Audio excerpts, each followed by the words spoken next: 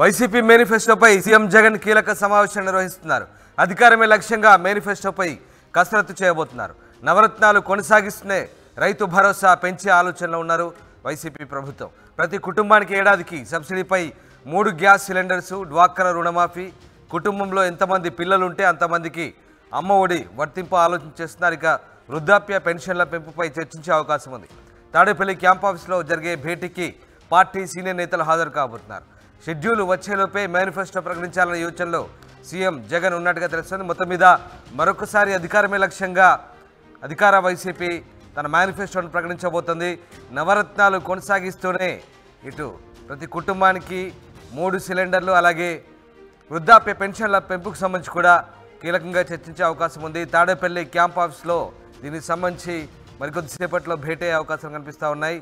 ప్రతి కుటుంబానికి ఏడాది 3 గ్యాస్ సిలిండర్లు, దాంతోపాటు ఇటు పెన్షన్ల వ్యవహారం, ఇక దాంతోపాటు మిగతా సంక్షేమ కార్యక్రమాలకు సంబంధించి కూడా ఇటు నవరత్నాలు కొనసాగిస్తున్నాయి. రైతు భరోసా పెంపుకు సంబంధించి కూడా ఈసారి కీలక మేనిఫెస్టో రూపొందించే అవకాశాలు కనిపిస్తూ ఉన్నాయి. ఎస్, మా ప్రతినిధి కృష్ణమోహన్ లైవ్లో జాయిన్ అవుతారు. కృష్ణమోహన్, షెడ్యూల్ వచ్చేలోపే దీనికి సంబంధించి ఒక పార్టీ మేనిఫెస్టోకి సంబంధించి ఒక కూర్పు చేయాలనే యోచనలో వైసీపీ ఉన్నట్టుగా తెలుస్తోంది. సో ఏం జరుగుతుంది, ఎట్లాంటి సమాలోచనలు చేస్తున్నారు, మేనిఫెస్టోకు సంబంధించి ఎట్లాంటి సలహాలు సూచనలు స్వీకరించబోతున్నారు ముఖ్యమంత్రి? ఎస్ రామదాస్, మొత్తం మీద అయితే ఈరోజు 3 గంటలకి మరి కాసేపట్లోనే వైసీపీ మేనిఫెస్టో కమిటీ నేపథ్యంలో వీళ్ళందరూ కూడా సమావేశం అవుతున్నారు.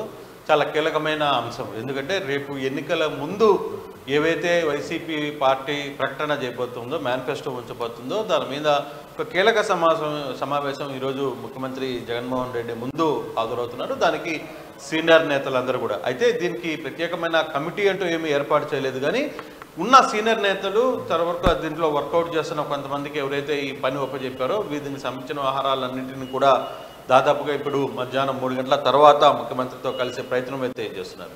అయితే చాలా ప్రమోషన్స్ కనబడుతున్నాయి. బేసిక్గా రేపు మేనిఫెస్టో రిలీజ్ సమయంలో జగన్మోహన్ రెడ్డి ఆలోచనలో చాలా వస్తున్నాయి.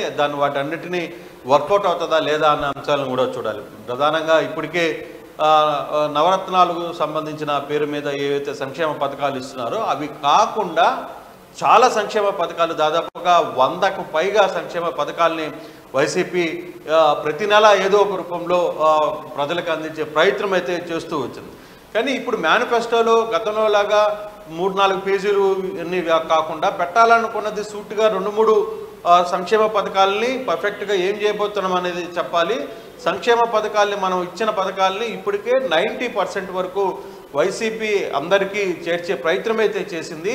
సో ఇప్పుడు దాదాపుగా అంటే 60% మంది ప్రజలు పైగా, అంటే 60% ఆఫ్ ఓటర్లు సంక్షేమ పథకాలని తీసుకుంటున్నారు అనేది వైసీపీ బలంగా ఉంటుంది. వాళ్ళ డేటా కూడా ఆ విధంగా చెప్తుంది. సో ఇటువంటి పరిస్థితుల్లో ఇక మీద మనం చెప్పబోయేది కూడా మనం ఏదైతే చేయగలమో అదే చేయాలి. ఇప్పుడు సంక్షేమ పథకాలని కూడా మనం చెప్పిన సంక్షేమ పథకాలని డే 1 నుంచే, అంటే 2019లో ప్రభుత్వం వచ్చిన మొదటి రోజు నుంచే సంక్షేమ పథకాలని ప్రజల్లోకి తీసుకెళ్ళగలిగాం. దాదాపుగా 98% వరకు మనం అన్ని పథకాలని ప్రతి ఒక్కరికి, అర్హులైన ప్రతి ఒక్కరికి కూడా ఇచ్చాం. దీంట్లో కులం చూడలేదు, మతం చూడలేదు, పార్టీ అసలు చూడలేదు. ప్రతి ఒక్కడికి అర్హుడికి, అంటే ప్రతి ఒక్క అర్హుడికి ఏదైతే అర్హతుడు ఉందో ఆ విధంగా ఆ సంక్షేమ పథకాలను చేర్చే విధంగా చేశాం అని చెప్తూనే, సో ఇప్పుడు అదే ఇప్పుడు ప్రజల్లో కూడా చెప్తున్నారు. జగన్మోహన్ రెడ్డి ఇటీవల సభల్లో ఆయన చాలా క్లియర్గా కొన్ని మాటలు చెప్తున్నారు. నా వల్ల నీ ఇంటికి మంచి జరిగితేనే నాకు ఓటేయండి, లేకపోతే అసలు నాకు ఓటే వేయొద్దు అని చెప్పి చెప్తున్నారు. నీకు ఇంటికి జరిగితే నలుగురికి చెప్పండి, మంచి జరిగితే, చెడు జరిగితే నాకేం చెప్పొద్దు అని కూడా ఆయన మాట్లాడుతున్న పరిస్థితి. అంతే, ఇంత ఓపెన్గా మాట్లాడుతున్న పరిస్థితి ముఖ్యమంత్రి. మీకు మేలు జరిగితే నాకు ఓటేయండి, లేకపోతే నాకు ఓటు వేయొద్దు అని కూడా ఆయన ఓపెన్గా చెప్తున్నారు. సో ఈ యాంగిల్లోనే ఇక మీదట మేనిఫెస్టోలో కూడా మనం ఏదైతే చేయాలనుకుంటున్నామో ఆ కీలక అంశాలని చాలా స్పష్టంగా పబ్లిక్లోకి తీసుకువెళ్దాం. ఆ దిశగానే మనం చర్చిద్దాం. మనం చాలా అన్ని సంక్షేమ పథకాలని గుట్టలుగా ఇచ్చి వాటి వల్ల ప్రయోజనం ఉండదు. మనం ఏం చేయగలుగుతామో అదే ఇవ్వాలి అనేది. సో ఇప్పుడు ప్రస్తుతం మనకు వస్తున్న కొంత సమాచారం, పెన్షన్లకి ఏదైతే ఇప్పుడు పొందుతారో పెన్షన్లని పెంపు చేసే ఒక ఆలోచన చేస్తుంది. దాన్ని దాదాపుగా 4,000 వరకు కూడా పెంచాలనే ఒక యోచనలో ఉన్నట్టుగా కొంత సమాచారం అందుతుంది. అలాగే ప్రధానంగా అమ్మఒడి స్కీమ్ ఏదైతే ఉందో మహిళలకి డైరెక్ట్గా డబ్బులు వేయడం, పిల్లలకి చదువుల విషయంలో కుటుంబంలో ఒకరికే ఇచ్చేవాళ్ళు ఇప్పుడు కుటుంబంలో ఎంతమంది పిల్లలు ఉంటే అంతమంది పిల్లలకి కూడా అమ్మఒడిని వర్తింపజేయాలి అనేది ఒక ఆలోచన జరుగుతోంది.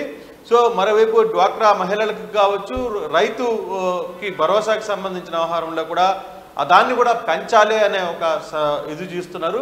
డ్వాక్రా రుణాలకు సంబంధించి కొంత లిమిట్ వరకు 1,00,000 రూపాయల వరకు ఏవైతే రుణాలు ఉన్నాయో వాటిని మాఫీ చేసే ప్రక్రియను కూడా చేస్తే బాగుంటుంది అనేది. కానీ ఈసారి మాత్రం మహిళలకు పెద్దపీట వేయబోతున్నారు అనేది చాలా స్పష్టంగా అర్థమవుతుంది. వస్తున్న ఫీడ్బ్యాక్ కూడా అంటే చాలా కాన్ఫిడెంట్గా జరుగుతుంది ఈ వ్యవహారం అంతా కూడా. అయినా ఫీడ్బ్యాక్లో మాత్రం మహిళలకి ఈసారి సంక్షేమ పథకాలను పెద్ద ఎత్తున అందించాలి. ఇప్పుడు ఏదైతే ఎంతవరకు అయితే మనం అందించగలిగామో గ్రాస్ రూట్లకు వెళ్ళి కూడా మనం అందించగలిగాం. సో ఇప్పుడు జరగబోయే అంశాన్ని కూడా ఆ విధంగా ముందుకు వెళ్ళాలి అని ఒక చర్చ అయితే జరుగుతుంది. చూడాలి, మరి ఒక హాఫ్ అన్ అవర్లో మీటింగ్ స్టార్ట్ అయ్యే పరిస్థితి కనపడుతుంది.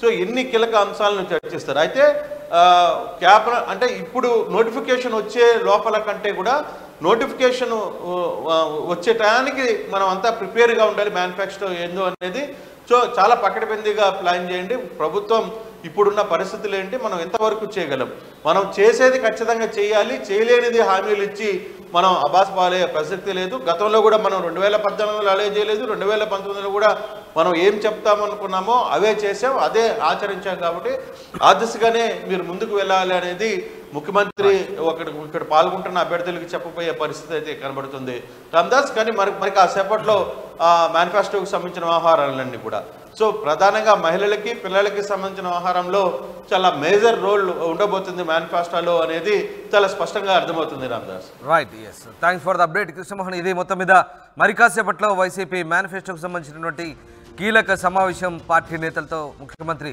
చర్చించబోతున్నారు. అధికారమే లక్ష్యంగా మరోసారి కసరత్తు చేస్తున్నారు. నవరత్నాలు కొనసాగిస్తుంది. రైతు భరోసా పెంపు, ప్రతి కుటుంబానికి సబ్సిడీపై ఏడాదికి 3 గ్యాస్ సిలిండర్లు, డ్వాక్రా రుణమాఫీ, కుటుంబంలో ఎంతమంది పిల్లలుంటే అంతమందికి అమ్మఒడి వర్తించే ఆలోచన, ఇక వృద్ధాప్య పెన్షన్ల పెంపుకు సంబంధించి కూడా చర్చించే అవకాశం ఉంది. మొత్తం మీద షెడ్యూల్ వచ్చేలోపే దీనికి సంబంధించిన తుది రూపు తీసుకొచ్చే అవకాశాలు కనిపిస్తున్నాయి.